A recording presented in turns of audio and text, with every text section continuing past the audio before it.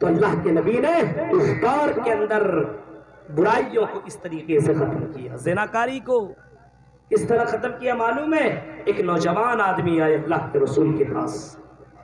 امام احمد ابن حنبل نے اس واقعہ کو نقل کیا ہے, اور وہ نوجوان آدمی کہتا اللہ کے رسول مجھے زنا کرنے کی اجازت دے دیجیے.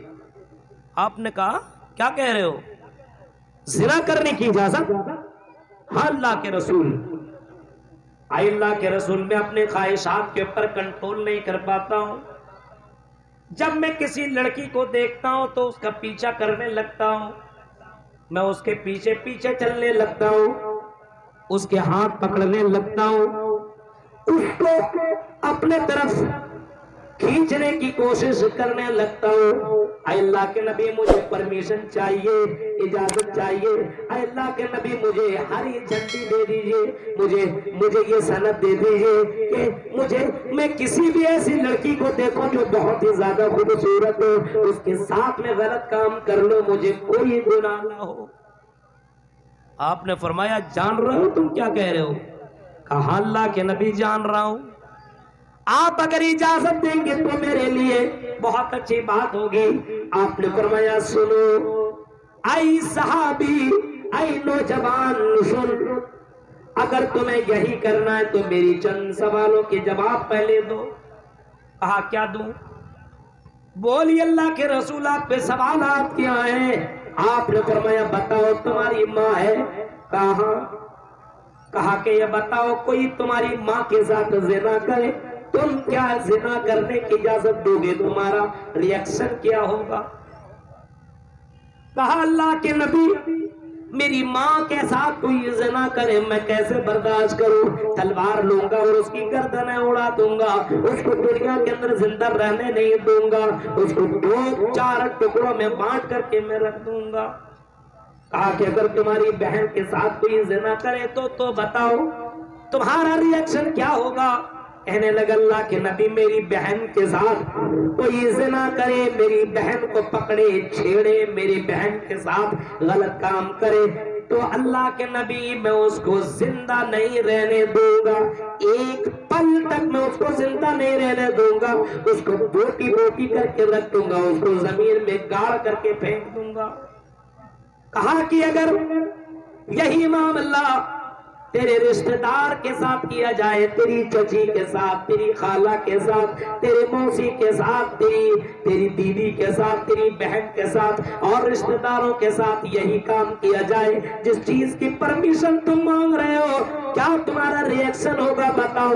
وہ کہتا اللہ کے نبی اگر میں جان لوں میرے رشتہ دار کے ساتھ اس نے یہ کام کیا ہے اور اس کو چھیڑا, اس کے ہاتھ کو پکڑا ہے, اس کے جسم پہ اپنا ہاتھ لگایا ہے, اس کو میں زندہ نہیں رہنے دوں گا, اس کو میں ٹکڑے ٹکڑے کر دوں گا, یہ میں برداشت کر نہیں سکتا ہوں.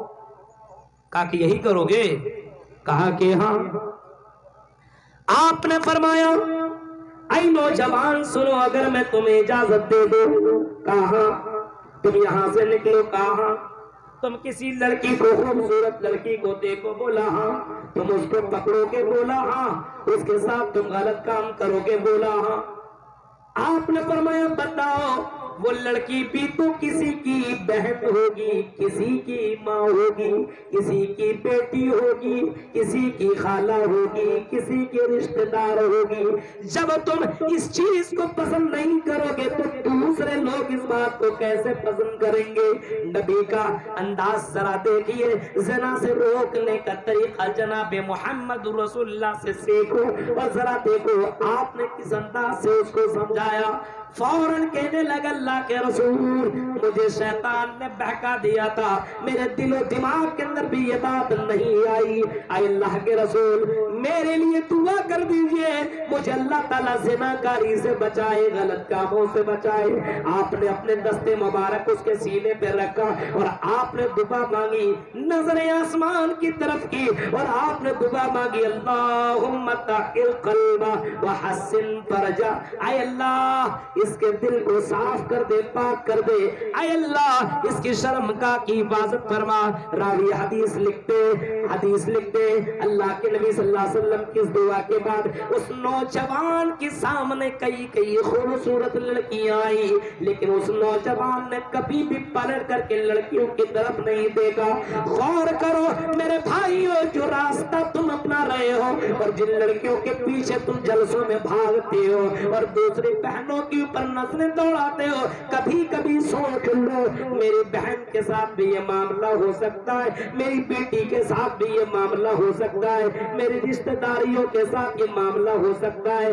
جب تمہاری ذہن کے اندر یہ بات آئے گی تو میرے بھائیوں تم بھی زنا سے روکو گے اور یہ سوچو چلو یہاں کے لوگ نہ جانے اور میں یہ کام کر بیٹھوں، اور یہ سوچو میری بہن ہی نہیں ہے، کیا فرق پڑتا ہے؟ تو میرے بھائیوں رب کی ذات تو زندہ ہے، وہ تو کل قیامت کے دن تمہیں اللہ تعالیٰ لے کر کے آئے گا اور تیری زندگی کا حساب و کتاب کرے گا۔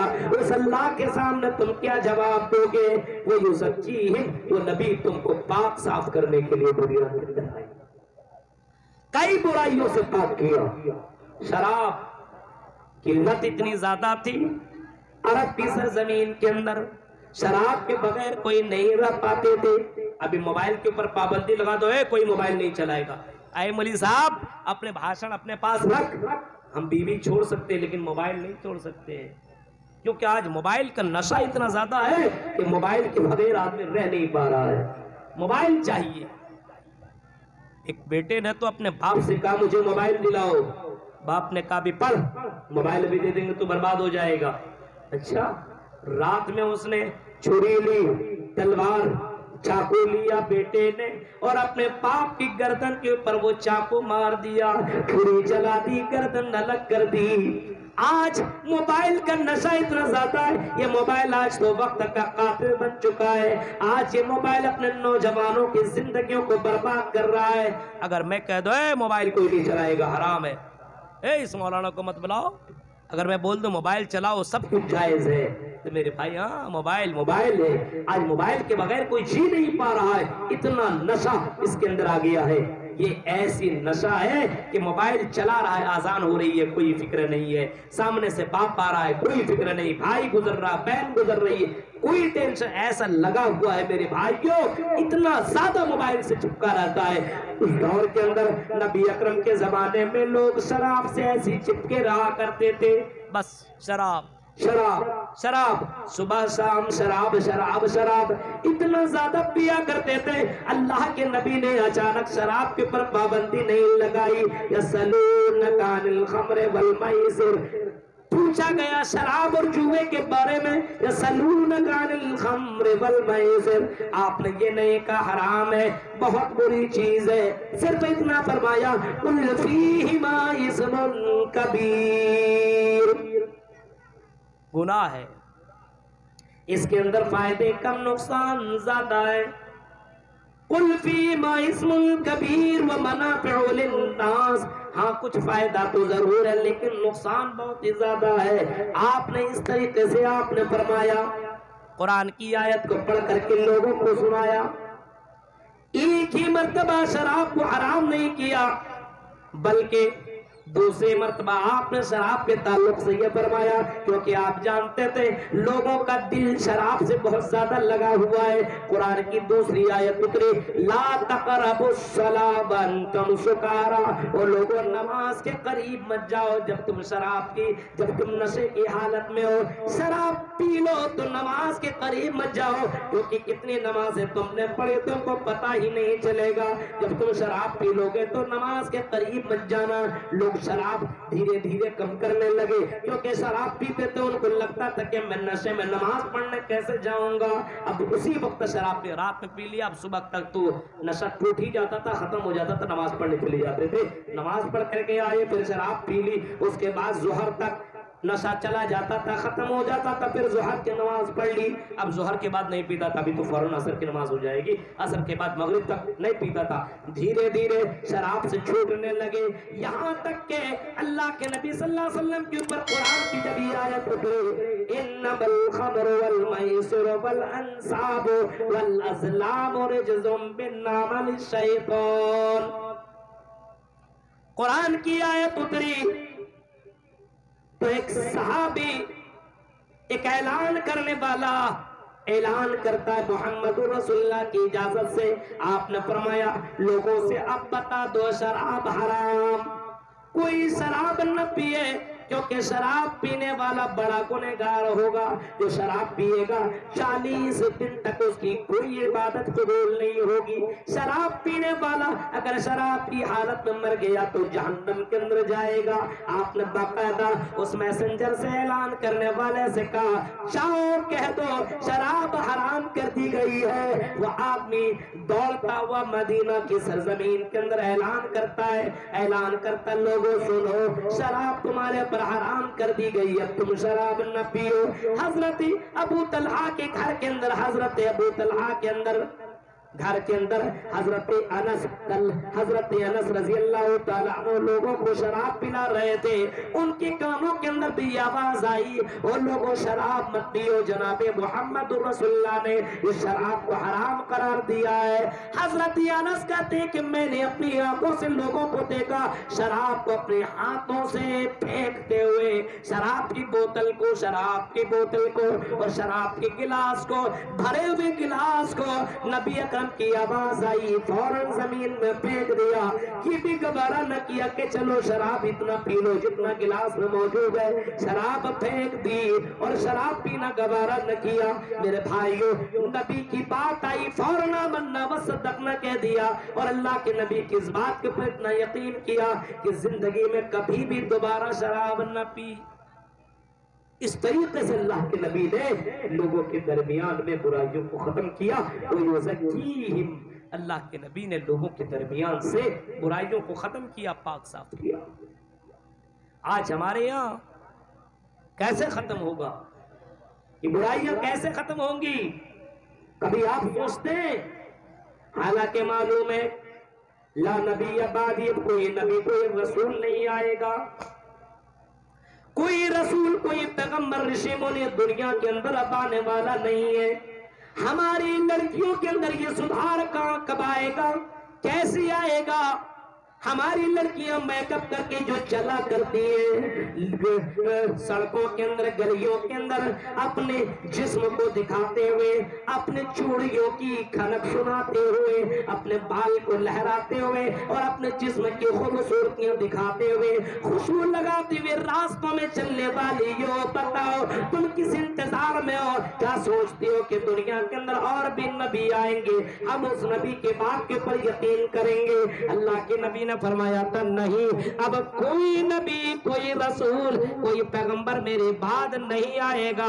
لا نبی بعدی، میرے بعد کوئی نبی کوئی رسول دنیا میں نہیں آئے گا. میں لاسٹ نبی ہوں اور میرے بعد کوئی بھی نبی دنیا میں نہیں آئے گا. اب بتاؤ ان لڑکیوں کو کون سی میں مثالیں سمجھاؤں؟ محمد رسول اللہ نے جب فرمایا او لڑکی ہو تم راستے میں چلو تو ایسے چلو جس طریقے سے، ایسے چلو بیچ میں نہ چلو بلکہ راستوں کے کنارے کنارے دیواروں سے سٹ کر کے چلو، دیواروں کے قریب میں چلو، بیچ راستے میں چلنے کی ضرورت نہیں ہے. صحابہ کرام اور نبی کی ان عورتوں کے کانوں کے اندر جب یہ آواز گئی، لڑکیاں اتنی زیادہ راستوں سے ہٹ کے چلنے لگی، دیواروں سے اتنا زیادہ سٹ کے چلنے لگی کہ بعض صحابیات کے کپڑے پھٹنے لگے. آج ذرا جلسوں کے اندر آپ دیکھیے، جلسے میں چلیے بیچ میں ہی چلے گی، کنارے نہیں. آپ کنارے چلیے مولوی صاحب، ورنہ کچھ بھی ہو سکتا ہے. یہ حالات ہے اپنے سماج کا. میرے بھائیوں غور کیجیے آپ. وَيُزَكِّيهِمْ وہ نبی آئے لوگوں کو پاک صاف کرنے کے لیے، برائیوں سے پاک صاف کرنے کے لیے آئے. اور آپ نے یہ بھی فرمایا ہاں برائیوں سے پاک صاف ہونا ہو تو سنو، نماز کی پابندی کرو. ان الصلاۃ تنہی عن الفحشاء والمنکر، یہ نماز تمہیں بے حیائیوں سے برائیوں سے روک دے گی. نماز پڑھو، نماز کی پابندی کرو، یہ نماز تمہیں پاک کر دے گی، یہ نماز تمہیں بے حیائیوں اور برائیوں سے روک دے گی. آج ہمارے سماج کے اندر نماز کی پابندی نہیں ہے، مؤذن کی اذان کی آواز کانوں سے ٹکراتی ہے، ہم اپنے گھروں پر بستروں کو چھوڑنے کے لیے تیار نہیں ہے، ہماری لڑکیاں نماز پڑھنے کے لیے تیار نہیں، ہماری یہ نوجوان نسل نماز سے کوئی مطلب ہی نہیں ہے، بس I am Muslim, I am اہل حدیث، آئی ایم مسلم، بس اتنا جانتی ہے یہ قوم صرف اپنے آپ کو مسلمان گردان رہی ہے، لیکن مسلمان کا مطلب کیا ہے؟ رسول کے مطابق زندگی گزارنا۔ لقد کان لکم فی رسول اللہ اسوۃ حسنہ، آئی لوگوں تمہارے لیے محمد رسول اللہ آئیڈیل ہے، نمونہ ہے، تمہارے لیے نبی اکرم کی زندگی آئیڈیل ہے، اپنی نبی کی زندگی دیکھو، آپ نے نماز سے اتنی زیادہ محبت کی، اتنی زیادہ نماز سے محبت تھی محمد رسول اللہ کو، وہ جانتے تھے اور کہا کرتے تھے لوگوں یہ نماز ایسی ہے جو کل قیامت کے دن سب سے پہلے تمہیں اسی نماز کے بارے میں پوچھا جائے گا۔ نبی اکرم اس نماز سے اتنی محبت کیا کرتے تھے، آپ فرمایا کرتے تھے قرۃ عینی فی الصلاۃ، وہ لوگوں اس نماز، یہ نماز میری آنکھوں کی ٹھنڈک ہے، نماز اللہ کے نبی جان بوجھ کر کے آپ نے کبھی نہیں چھوڑی۔ صحابہ نماز سے اتنی زیادہ محبت کرتے تھے کہ سب کچھ چھوڑنا گوارا کرتے تھے، لیکن نماز نہیں۔